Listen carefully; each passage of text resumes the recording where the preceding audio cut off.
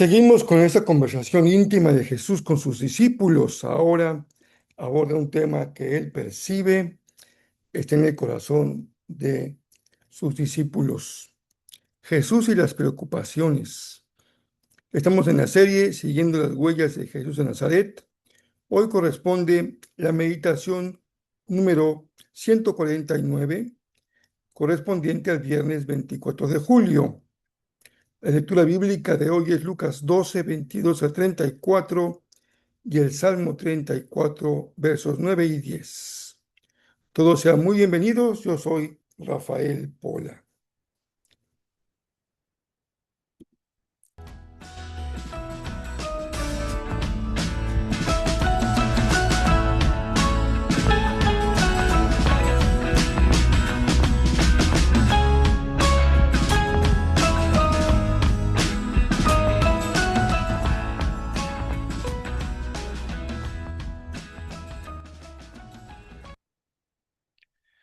Permítame recordarles que durante este mes de julio tenemos un énfasis por apoyo e intercesión al pueblo venezolano.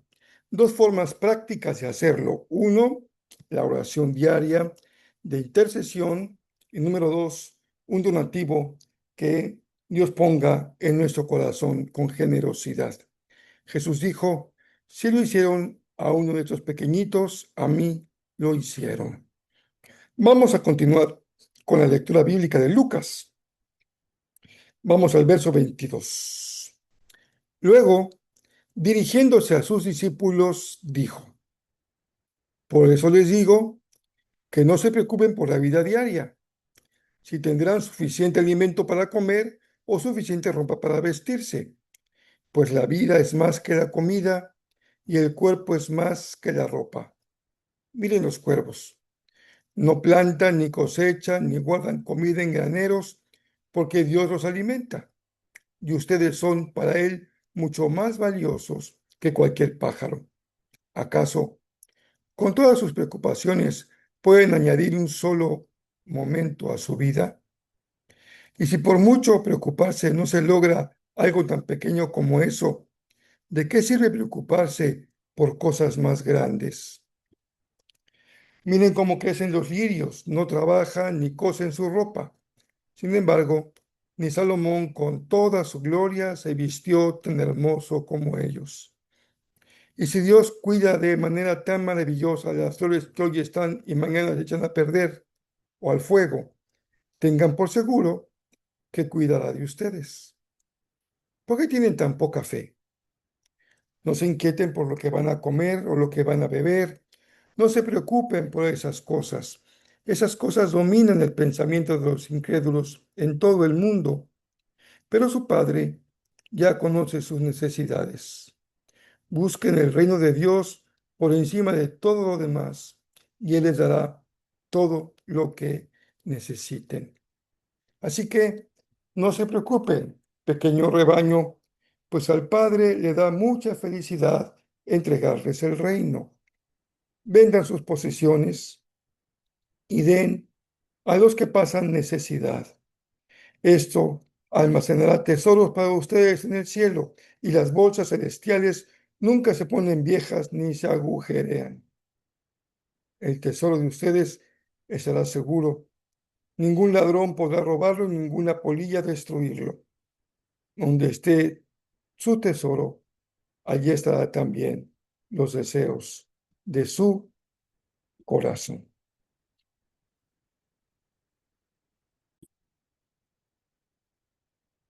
Estamos en nuestra lectura correspondiente a este día, viernes 24 de julio. Seguimos con el capítulo 12 de Lucas, con el que también consideramos en la meditación previa. Jesús observa algunas pendientes con sus discípulos. Es una conversación, como decíamos ayer, una conversación íntima con aquellos que lo siguen. Seguirlo, creer en Jesús, no resuelve todo de principio. No es como una varita mágica en la que todo asunto queda resuelto. Es un proceso de vida. Hay que vivirlo y hay que seguir a Jesús paso a paso, porque hay asuntos que necesitamos gestionar, ocuparnos de ellos.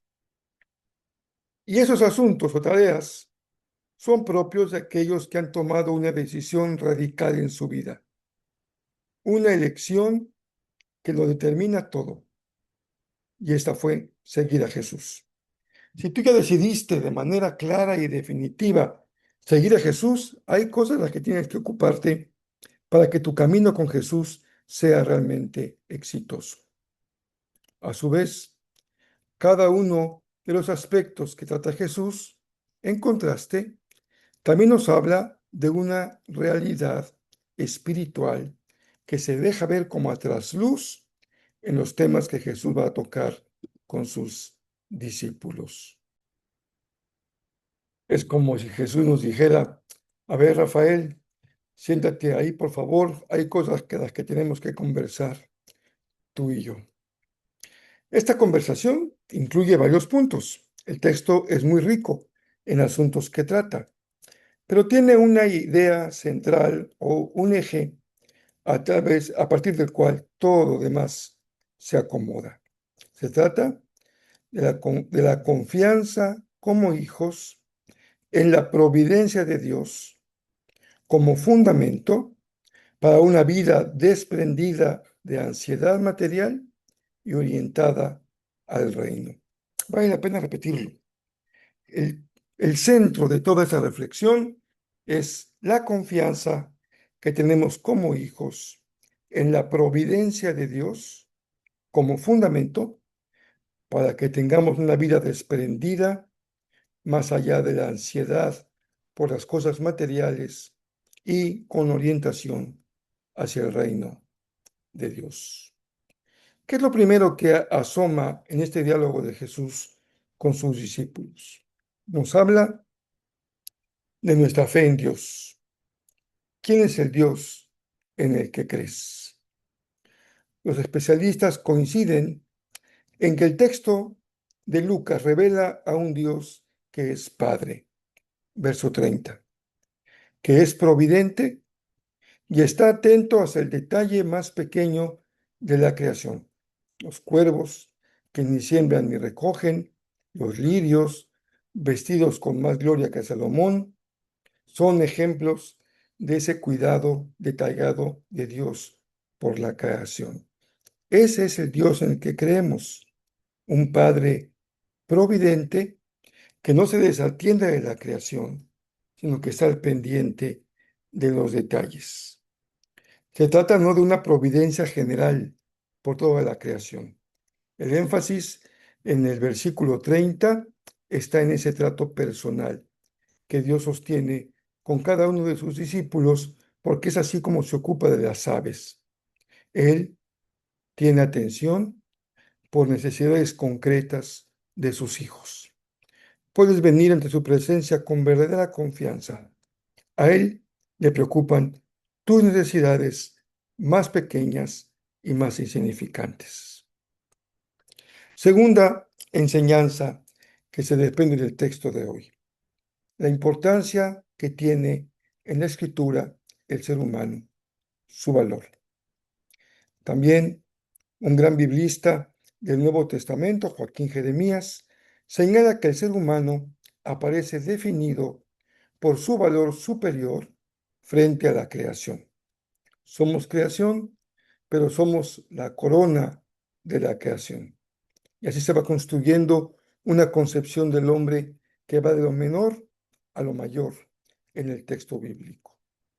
La dignidad humana no se demuestra por los bienes que posee una persona, sino por su relación como hijo de Dios. Ese es su valor.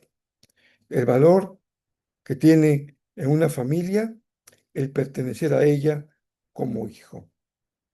Se subraya que esta dignidad queda distorsionada cuando el hombre, como el rico insensato en la parábola anterior, se define a sí mismo por lo que acumula. No, la dignidad humana no está en lo que se acumula, por más y que seamos parte de una sociedad que valora en demasía los bienes materiales. No te compres esa falsa idea de que tu valor radica en los bienes que posees. En tercer lugar, también Jesús habla con sus discípulos respecto al sentimiento de temor. Hay una actitud de ansiedad en los discípulos sobre las provisiones materiales que fragmenta la confianza. No se trata de que seamos previsores y guardemos para el mañana, sino es estado interior que Jesús llama con toda claridad una fe pequeña. La emoción dominante que el texto busca desactivar en el corazón de sus discípulos es el temor. Por eso Jesús dice con toda claridad, no teman, aunque sean un grupo pequeño, un pequeño rebaño, están seguros, porque son el rebaño de Dios. Son la niña de los ojos de Dios. No tengan miedo, no pongan su valor en la posesión de los bienes materiales. También Jesús nos lleva una conversación importante con él respecto a las prioridades de la vida. Se ha identificado en el verso 31 un centro, una temática central de todo el pasaje. Cuando Jesús dice, busquen el reino de Dios y todo esto va a ser añadido. Cuando entramos en la dimensión del reino, las preocupaciones no desaparecen, pero sí se reordenan las prioridades. Seguimos teniendo necesidades materiales, cobijo, techo, alimento y todo aquello que requiere la vida en esta tierra. Y esto no se deja de reconocer, pero lo que sucede cuando entramos al reino es que las prioridades se reorganizan, se reordenan y se reestructuran bajo un concepto que es un eje mayor. Es el reino de Dios. Con todo en orden, bajo la prioridad del reino de Dios. Importante esta cuarta enseñanza respecto a el reino. El reino es entonces nuestra prioridad y a la luz del reino todo en la vida ocupa su verdadero lugar y su verdadera importancia. Dentro de ello viene una quinta enseñanza: ¿qué lugar tiene la riqueza? Y aquí los eruditos identifican uno de los aportes más característicos de Lucas, del evangelista.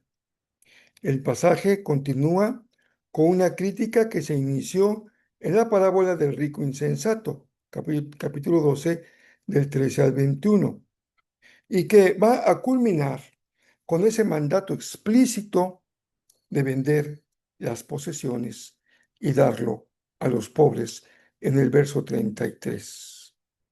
Lucas no está condenando la riqueza en sí, sino está condenando la acumulación que sustituye la confianza en Dios por una falsa seguridad de los bienes materiales.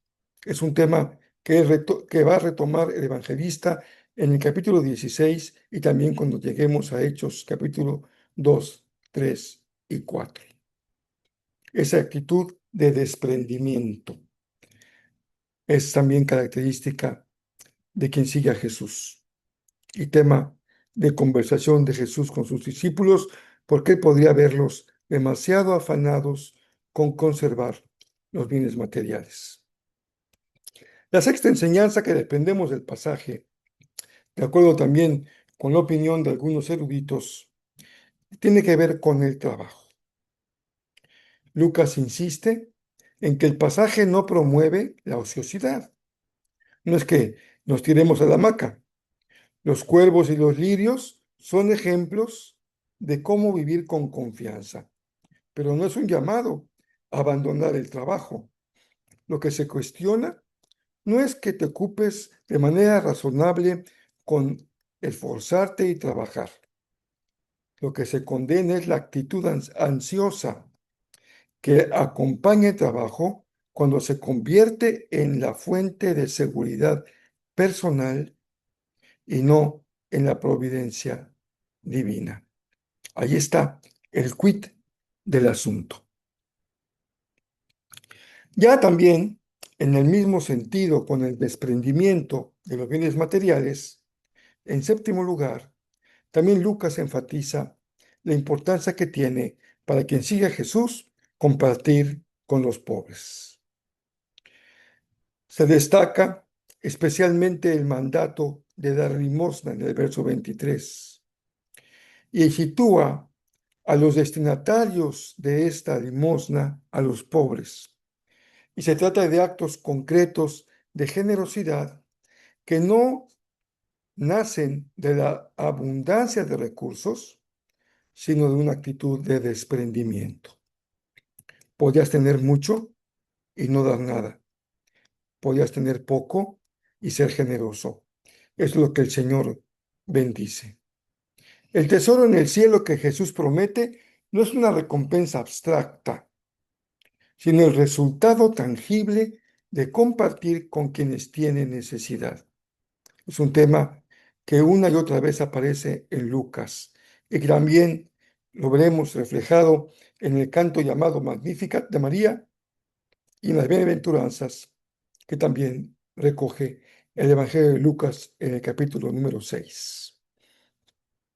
Hagan tesoros en el cielo, dice Jesús. Esto nos lleva a una octava enseñanza muy cercana a lo que hemos visto hasta ahora. En el reino de Dios es muy importante todo aquello que consideramos pequeño. Empezando con la forma como Jesús se refiere a sus discípulos, manada pequeña. Se trata de cómo se designa al grupo de los seguidores de Jesús. Son poquitos en número y poquitos en importancia social, pero objeto de la satisfacción, el gusto, la complacencia del Padre. Esta imagen pastoral evoca una perspectiva del Antiguo Testamento, cuando también se ve al pueblo de Dios como un rebaño, en Ezequiel 34 y también en el Salmo 23. Lucas usa esas metáforas, esas imágenes, para consolar a una comunidad que es consciente de que por su tamaño y por su relevancia social es vulnerable frente a la poderosa presencia del imperio y a la aplastante también presencia de las élites religiosas en Israel. No tengan temor, aunque son un pequeño grupo, Dios se complace en ustedes. Todo esto, sin duda, nos lleva a considerar el tema general y la enseñanza número 9 del pasaje, la importancia suprema del reino. El reino es decisivo. Este reino no se conquista como un reino terrenal, no se merece como fruto de una labor de reconocimiento, un esfuerzo. El reino se recibe, es un acto de gracia y se participa de él como una invitación. Aquí se le añade una dimensión muy cercana al concepto de la salvación, porque es algo que se regala también como un objeto de total generosidad hacia aquellos que nada tienen para merecerlo y que Lucas llama en el verso 33 los pobres. Pero no entendamos la pobreza como una condición para obtener el reino, sino como la actitud de un corazón humilde y sencillo que responde con entusiasmo al regalo maravilloso del reino de Dios, que no tiene precio, es gratuito, no se puede ganar, solamente se recibe como un acto de gracia. Por último, el pasaje en el verso 34 especialmente establece una clara relación entre el tesoro y el corazón. donde esté vuestro tesoro, estará vuestro corazón. Esa es la clave de todo el texto. Podemos leerlo todo a la luz de esa enseñanza. No es un llamado al desprendimiento, es en realidad tener el corazón puesto en la voluntad de Dios. Y eso sin duda que nos dirige hacia aquello que se valora como un tesoro, el reino. No se trata de una elección solamente de carácter social o como un acto formal, sino como una verdadera marca de la identidad de los discípulos, la elección por ser generosos. Ser cristiano, ser discípulo de Jesús, es tener un corazón generoso, no solamente como una actitud externa, sino como una característica propia del corazón, porque el que recibe, da. Gracia por gracia. Amor con amor se paga. Bendecidos para bendecir. Esa es la marca del discipulado. Podemos ir resumiendo. Se trata en esta ocasión no de una actitud superficial de despreocupación por la vida. Se trata de un verdadero y profundo acto de confianza en Dios. El Señor conoce lo que tú y yo necesitamos. Él sabe y en eso confiamos. Y nos da una absoluta certeza que nos libera de la ansiedad del corazón del discípulo preocupado por el día de mañana. Nos permite también no solamente abatir la ansiedad, sino vivir con generosidad, con desprendimiento, sabiendo que somos parte de un pequeño pueblo, de una pequeña familia, pero bendecida con el amor del Padre Celestial y siendo parte de eso maravilloso que es el reino de Dios. Cuando tú entras en esta dimensión, permites que tu vida se reordene. ¿Qué es seguir a Jesús? ¿Cómo lo sabemos? Nuestra vida ha sido reordenada. Ahora está en el valor superior el reino de Dios. Y los reinos y el reino de Dios tiene asociados algunos valores: la generosidad, el desprendimiento, la compasión, el amor, la misericordia. Así nos relacionamos de una forma distinta con el dinero, con el trabajo y con los necesitados. Toda nuestra vida adquiere una nueva dimensión. ¿Qué dice el Salmo 34 sobre esto? Teman al Señor, ustedes los de su pueblo santo, pues los que le temen tendrán todo lo que necesitan. Hasta los leones jóvenes y fuertes a veces pasan hambre, pero a los que confían en el Señor no les faltará ningún bien. Y podemos decir amén y amén. Carlos Spurgeon, ese gran predicador del siglo XIX, dijo algo importante, comentando el pasaje de Lucas. Él dijo: oh poca fe, aprende mejores modales. Vean cómo en esta frase célebre se encierra la enseñanza de todo el pasaje. Hay que aprender a comportarnos de acuerdo a la fe que tenemos. Les envío un abrazo muy cariñoso, que tengan un viernes muy bendecido. Aquí nos encontramos ya mañana sábado para concluir la semana en la serie Siguiendo las pisadas, siguiendo las huellas de Jesús de Nazaret. Yo soy Rafael Pola.